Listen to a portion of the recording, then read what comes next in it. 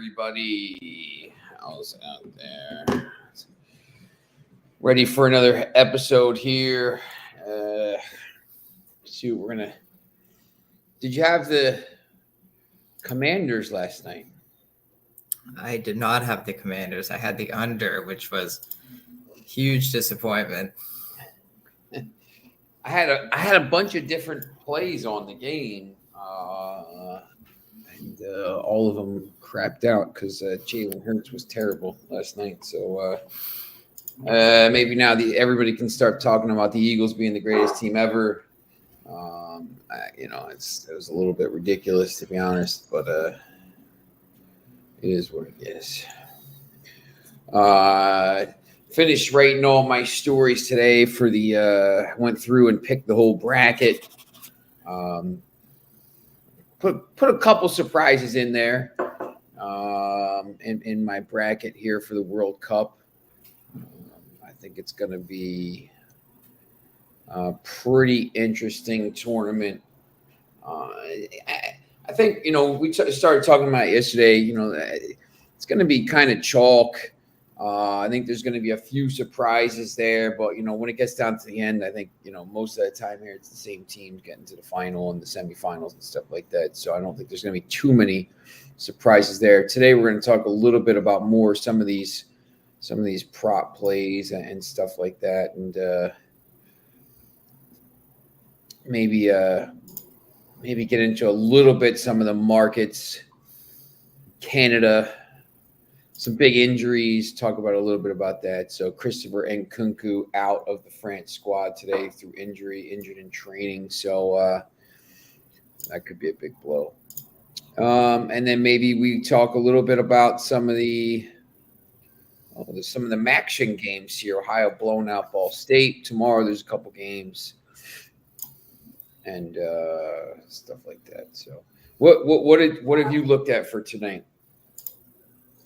What for the World Cup? Yeah, you got any NHL, any basketball, I know you didn't look at NCAA basketball yet, so.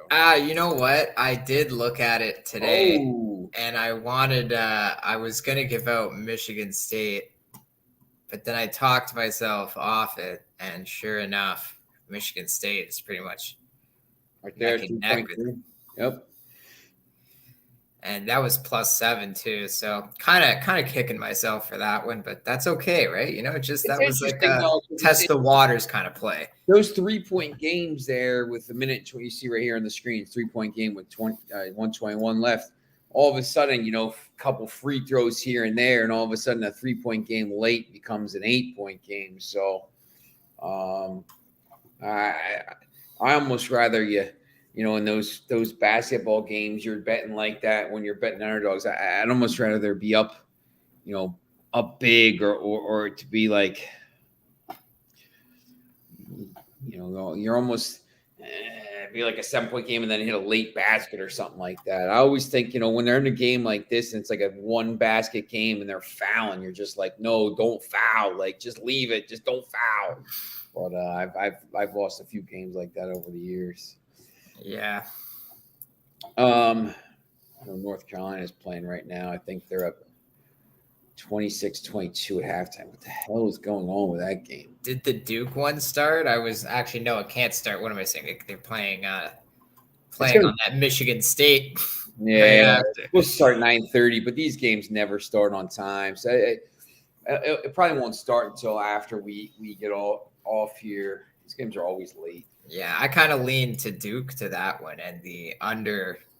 Yeah, last time I saw it, it was under. It was 144.5. But yeah, I don't know. These teams played last year. Duke won 68-66. So I'm not sure. We see obviously with the Michigan State, Kentucky on the neutral site, there are a lot of.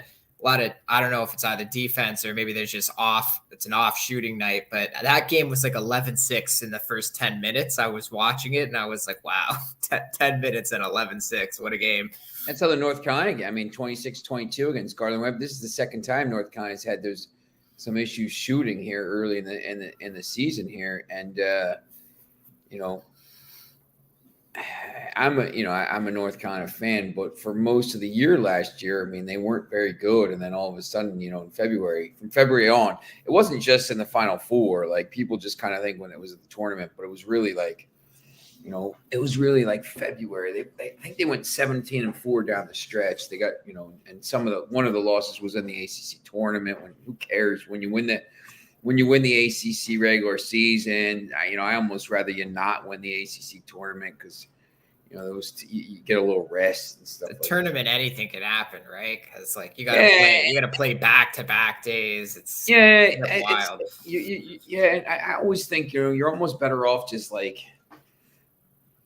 I'd rather you get out early and just get some rest. Who cares? I mean, the tournament's like a crapshoot, like you say. I mean, it doesn't really matter. I'd rather win the regular season and go to the Final Four than win a tournament. But watching this live, this is a little bit crazy. Watching this live thing here, the scores changing all over the place. Yeah.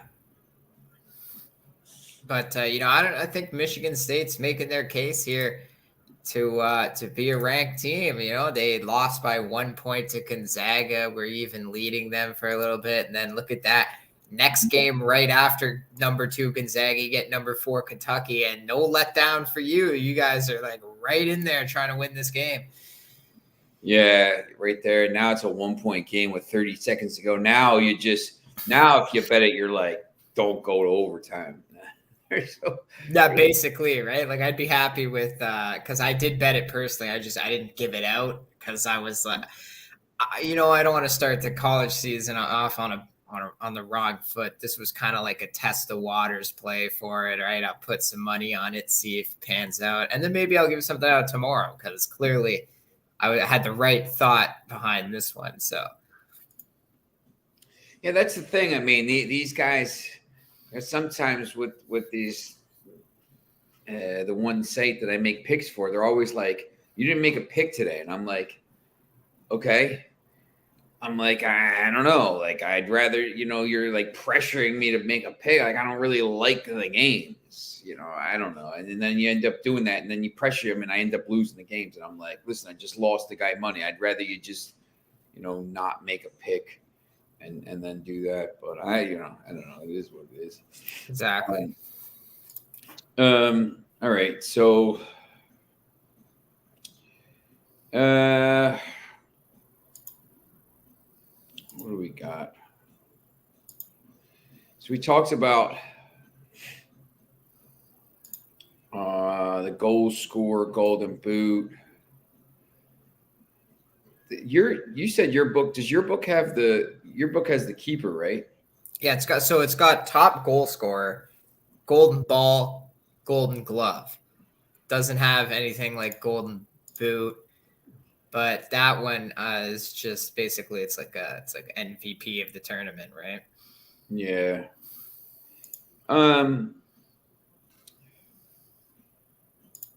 It's interesting. Some of these things. These markets are tough because individual teams like Argentina, I think they're going to lose in the semifinal. So eliminating the semifinal is plus 350, but clearly they could get to a final. And it's just like, that's a little bit specific. Like, I wish there was like,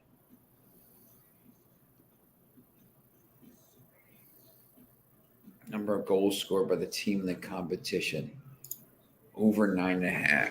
So if they play 7 games, they get to a semifinal and then play in the third place game. They play 7 games, over 9.5 goals. Seems like a lock to me. Because they would have to score in most of the games to get through.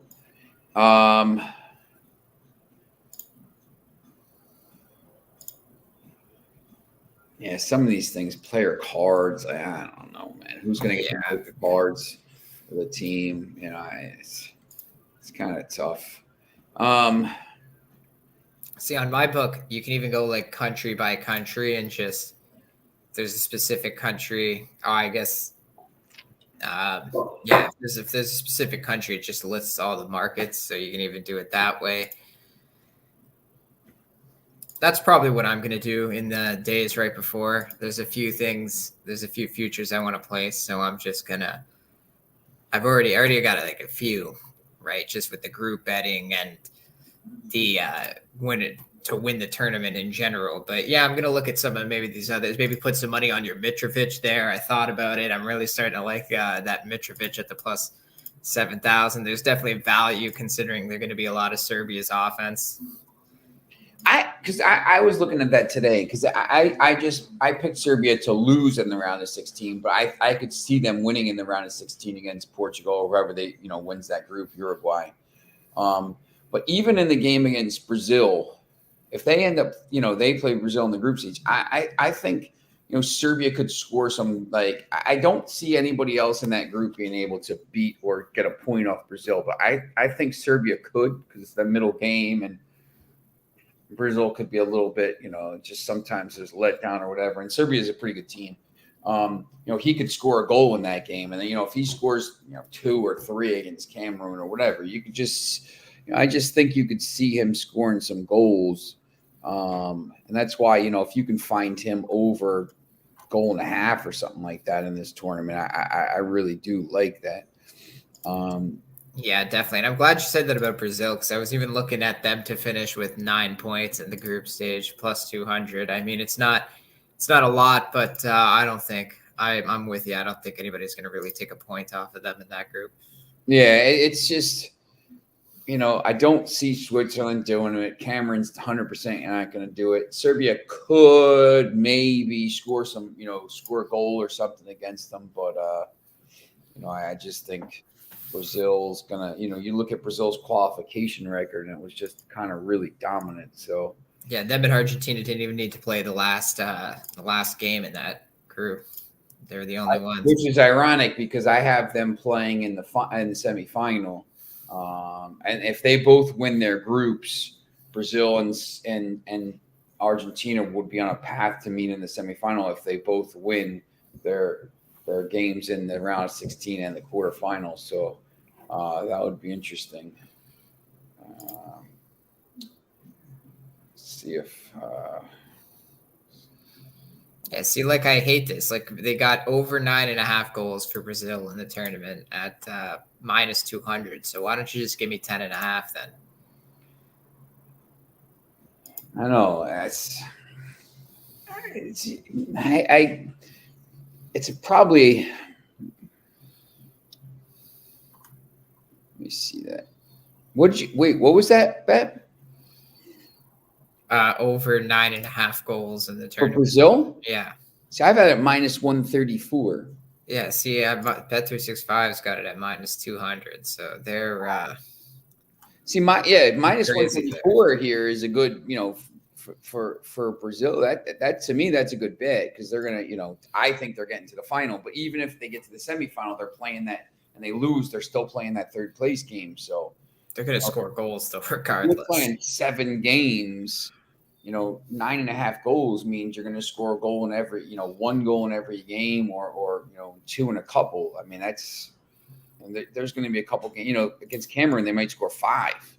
So, look, and the problem is, it's not really a problem for Brazil, but some of these teams, when they rotate that second game, if they do, to keep people fresh, it's not that big of a, there's gonna be a little bit of a drop off. When you look at Brazil's squad, there's no drop off at all.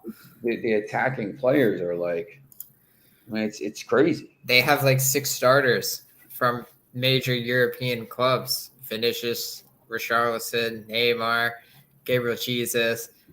It's ridiculous how many starters are in this squad. Yeah. It's they're going to be, they got Anthony, Jesus, Martinelli, Neymar, Pedro, Rafinha, Richarlison, Rodrigo, Vinicius Jr. I don't even know who, starts. Neymar, obviously. Just too many good players. Yeah, it probably Neymar, Vinicius Jr., and Anthony or Richarlison. But then, in the second game, maybe it's Neymar, Rodrigo, and Rafinha or whatever. You're just going to rotate through. And that's the thing, too, when you look at this Serbia roster here. You know, look at these forwards: Tadic, Mitrovic, Vujovic, Duricic, Jovic. You know, they have players that could score some goals here. I mean, this is a good start. You know, Vlahovic on Juventus there, Tadic, the captain of Ajax. So these aren't like run of the mill players. Yeah, this is a good squad. Like the Serbia team, like if they get out of the group, and that's the crazy thing when you look at this.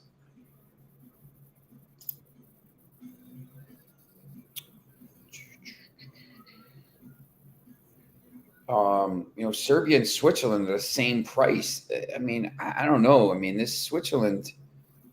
And, you know, I find like teams from that area, them, Croatia, like they have a really good midfielders, a lot of good midfielders coming. That's all you hear. Some of the best midfielders are just, they all have that IC ending, the itch ending. Modric, yeah, you know, Perisic, guys like that. Like this. Milinkovic. I mean, here's midfield. Solid midfield too. You know, Milinkovic, Savic is going to play. Illich. I mean, this team is. Yeah, the more I look at it, like. And that's why, you know, I kind of like Brazil, Serbia, the dual plus 137 there, that dual market, or even take, obviously Brazil first. You'll probably get a little more Brazil first, Serbia second place. But yeah, like it's them or Switzerland. And Switzerland's that kind of, you know, defensive terror ball style. They're just waiting for their opportunity to score on you. And you know, I think Serbia can outscore them when they play each other. Yeah. Yeah, it's interesting. And you know, you look at this, you know, Serbia to team progress. You know, I don't know if they get to, once again, they're probably not getting to a final. But if they beat Portugal, I think they get Spain in the quarterfinals if Spain finishes second in that group, or Germany or whatever. I think I had Spain beating Belgium in the round of 16. I think I had Spain beating Belgium round of 16. But, you know, Serbia could match up with those teams, and all of a sudden here, you know, eliminated in the semifinal for Serbia, plus 2,000. I don't know that they'll go that far. You know, eliminated in the quarterfinal, plus 650. Eliminated in the round of 16, plus 250. You know, if you bet all three of those, and all of a sudden one of those comes out, you know, you're going to make some money. You know, if they get to a semifinal, you're going to make a ton of money. So, you know, I think it's interesting. So I do like Serbia to do some damage. Let's see if right. I talked to that guy Joe that I know. That was not Joe from Antarctica yesterday. So that was just maybe Foxy's maybe one of Foxy's trolls. So we'll see if he comes on tonight here. Yeah, nothing yet. Do we have anybody in the chat? I don't see any comments. So no, nothing here yet. So yeah, it's an awkward time, but I like the time, that the new time for the show. You know, it clears up the middle of the day. So what he says. By the way, that Kentucky, Michigan State went to overtime.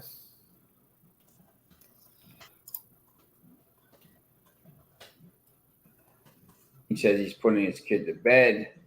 Yeah, and North Carolina's up by 11 now. Wow.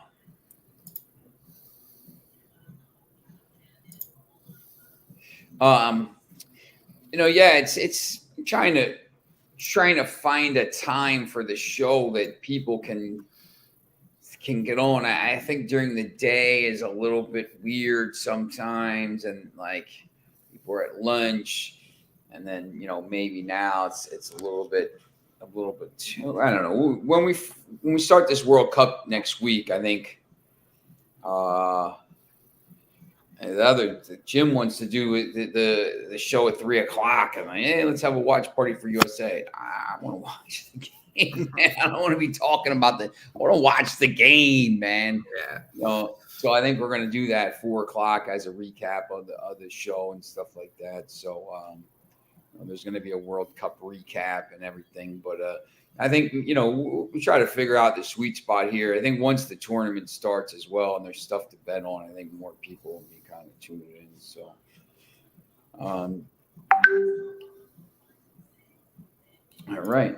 All right. Let's see. So any of these, anything else you got here in these plays today? Are they futures? Well, I don't know, anything specific you want to look at. It's just. Let me ask you this: have you started looking at the games yet? Yeah, we can talk about the games if you want. Yeah, I think I kind of just wanted to, maybe we'll just hit on the games, the first. I think we'll go over it a little bit going forward as well. But obviously, every time I look up, this Qatar-Ecuador line goes up. Qatar-Ecuador is the first game on Sunday at 11 a.m. Eastern time. On Monday, you got England-Iran. And here's something that's interesting. England now minus 265. That was minus 305 or minus 315 yesterday. So that's lost 50 cents in value almost here overnight. Senegal, Netherlands plus 525. USA now at plus 170. That was plus 140, plus 150. So these lines are moving like crazy now. I think people, now that the Premier League is over, all the La Liga is over, are starting to look at these lines, and these lines are starting to move. That to me, just the first 4 games here, the Group A and Group B games, that's pretty interesting. The line movement is moving like crazy now. England, all of a sudden, you're looking at minus 1.5. I don't even have Asian lines on this yet. What's going on here? Let's see if I can get an Asian line.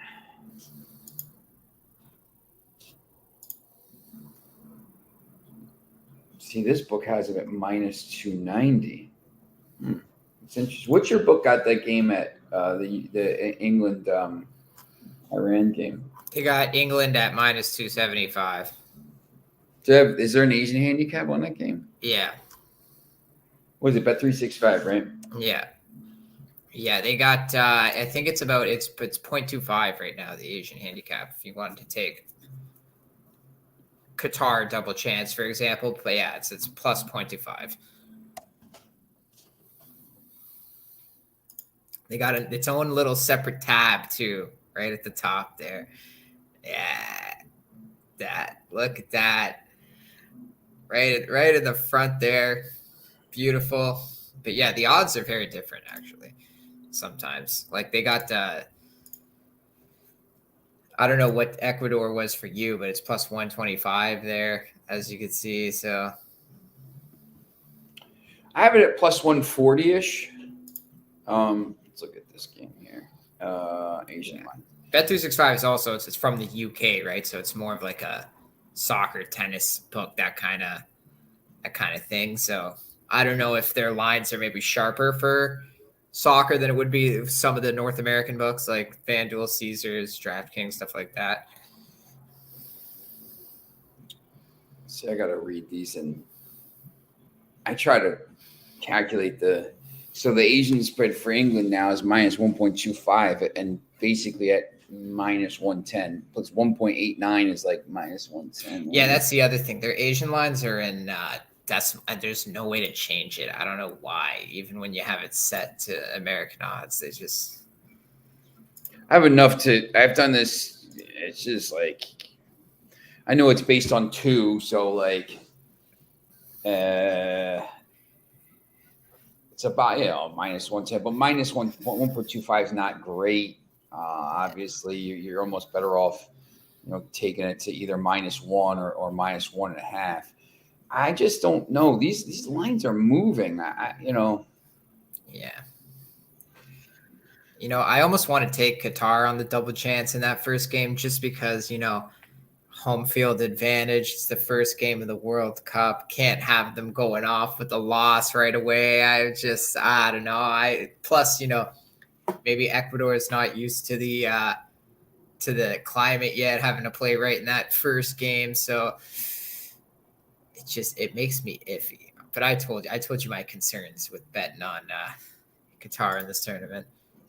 Yeah, Ecuador 1-0 here against Qatar is plus 600. I like that a little bit. I think that's a decent value play. I don't know if there's going to be a lot of goals in that game. I'm glad you said that because I was looking at the under. I don't know what the line is for that, but under 2.5 was my first instinct when I looked at that game. I think Qatar is going to try to keep it defensive. You know what I mean? Try to at least get a point in the first opening match because they're the only one on that day, right? I'm pretty sure. Yes. Yeah. Okay, that's what I thought. So it's the big spectacle, right? You got to make a spectacle first game of the tournament. So it wasn't even supposed to be in that. It wasn't even supposed to be. It was. They already had that game scheduled for like the next day, and then they said, "What the hell are you doing?" Like it was like the third match of the day too, and they're like, "Nah." I remember you saying this months ago. They had to move it up.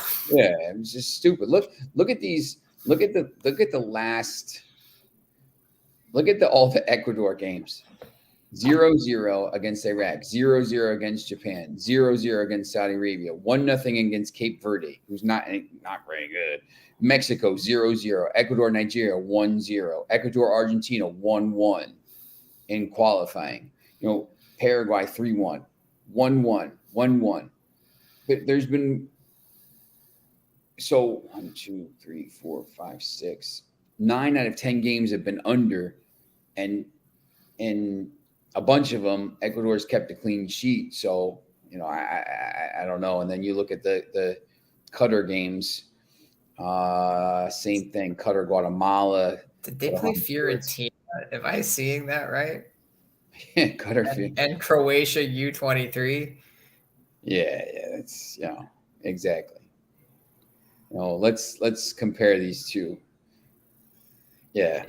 He lost to the U23 and team. Lazio. He got smoked by the U23 team. Yeah, playing Lazio and Fiorentina, literally two Serie A teams.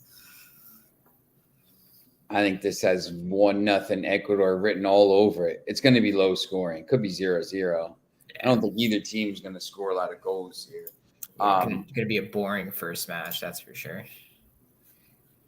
There'll be a lot of fans there cheering from everybody. They were interviewing the fans of England there, and they're like, "Who's your favorite player?" He's like, "David Becker." I'm like, "Oh man, here we go."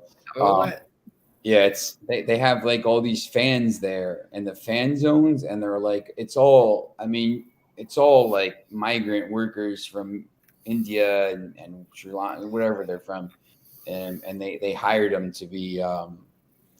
Yeah, I was reading stuff about that to build the stadiums, right? Yeah, which is whatever. I mean, it's going to be like an artificial thing. It's cool. Like they did that in South Africa. Like it was crazy when you're trying to buy, tickets. The crazy thing was for the South Africa thing, the flight to South Africa was expensive. But like once you got there, like the tickets weren't like crazy expensive because no one was there. They were giving them away. So like, I think it's going to be the same thing. If you get there, you're going to be able to get tickets for these games. So I think it'll be a lot different when it's in North America. Yeah, it's crazy. They're going to gouge us so hard for like hundreds of dollars, maybe even thousands. I don't know. Well, you're media now, so you get them. You get tickets for free. You get the press pass, man. You're Capital Sports Network. Oh, really? Okay, I like that. That's what I like. That's what I like. Senegal, Netherlands, that line's moved a little bit towards Netherlands. I think because Sadio Mane is not going to play. Yeah. It's just becoming more and more apparent that he's going to probably sit that game out, and they're maybe going to use him to try to get through match day 2 and 3 if he's healthy. And I think the Netherlands could even use that game to make a statement like, we're here to play. I think they could be a real threat. They should win. I think that line's actually a little cheap for them. Yeah, it's interesting. What do we got? Netherlands -1 here. Netherlands -1.5. You're going to get decent value. That's a pretty decent bet, I think. I think you're right. I just going to be really tough for Senegal without Mane, and then especially in that first match too, right? So yeah, that's just my thinking there. USA Wales, USA now +170. That line is creeping up towards basically. It was, when I looked at this, a month ago, it was basically what it is now. Then it kind of cut down to like USA got closer to like +130. Now it's back up. I don't know what the deal is with that. Maybe. Someone I know in the New York, New Jersey area told me that FanDuel is giving out $100 to every American to bet on the USA Wales game. I'm not 100% sure because I'm not American. I don't know if they're doing something for Canadians up here, but that was what I heard. But it has to be that game. You have to bet it on the USA Wales. I can never log into my FanDuel account. Like it always says I have like the wrong login. It drives me nuts. Yeah, I had actually a few friends I tried to refer up here when they first opened, and they're just not real human beings apparently. Like it was like, sorry, we can't verify that's a real person. And then when I tried to contact the support, they were like, nah, there's nothing we can do. We don't do manual. So I wasn't really happy with them on that part. That was not good. I mean, I'm a real person, but some people I know are not apparently. Yeah, this thing sucks, man. Every time I try to log into that, I'm locked out, man. It drives me nuts. You're receiving this email, blah blah blah blah blah. Well, I thought I'd let you know, so at least you can get in there. Yeah, I'm going to log in right now. Before we can reset your password, we need to know your next of kin and your blood type, net worth, and blah blah blah. Let's see. I hate how they ask you what you do for a living. I'm like, why? Why do you need to know my job? I'm a freelancer. Oh, it's it. So what? Double overtime in this Kentucky, Michigan State. Looks like Duke and Kansas are never going to get to play. I just want my bet to cash, man. Like they were down by 5 at one point, Michigan State, and then I don't know how they came back and tied it in that overtime period. But like, this is what you were talking about. Just end the match. The longer it goes, it's just like you're just like, man, just please don't. Should have bet it in regulation. And that's the other thing too with that's the thing. I mean, you get these games. Wow, I have $7.33. You take the under in this game and you're screwed. You're just like, That was 62-62 at the end of regulation. It was a great bet. It was a great bet. That's why college football. You get this great bet. You take the under, and all of a sudden it goes to 17 overtimes. And you're like, oh, that sucks. At least they tamed it down a bit with the 2-point conversions. Now, I remember when it just used to be like shot for shot. And there's some teams, like obviously not every team can do it, but some teams were just going like, 6 overtimes. The score is like 70-70. It's just ridiculous. It was getting ridiculous. Yep. Let's see what we have on FanDuel.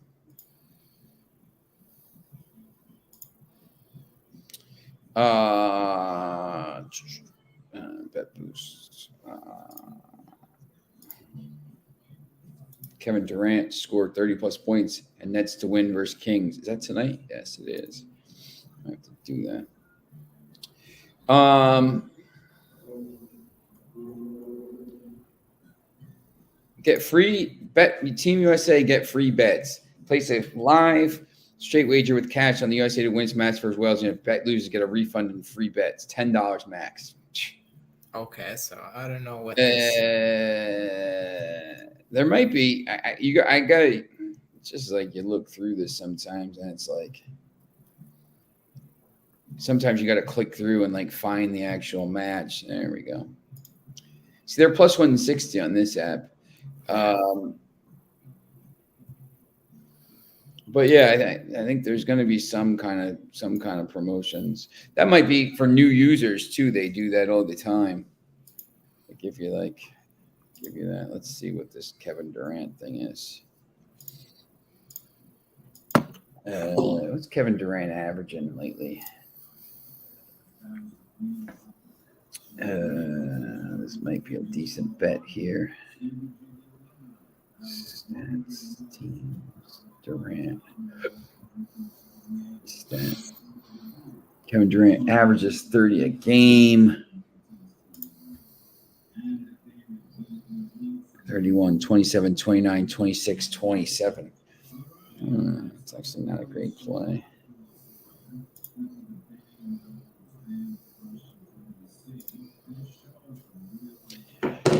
Maybe I'll do it. I don't know. We'll see. All right. So I think we basically talked about everything there's to talk about right now.